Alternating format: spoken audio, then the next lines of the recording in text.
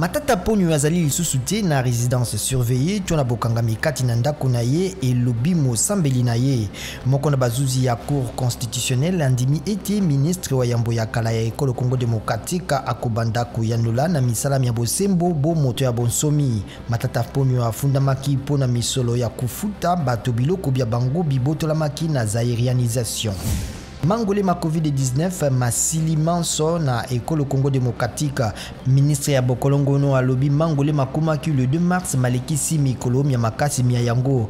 Dr Jean-Jacques Mbungani alobi mangole masili tango bato mingi bakomi kosenga kozwa yango pe motango ya bakoni mokiti. Dr Alexandre Zabana Mokambi ya lingomba ya makoki mabomoto M22 elongo na babundi basusu banei ya makoki mabomoto babimisami oboloko mpona mwa ntango na Congo Brazzaville. Dr Alexandre Zabana amemamaki na l'hôpitalo sima na kobimisama na bokangami.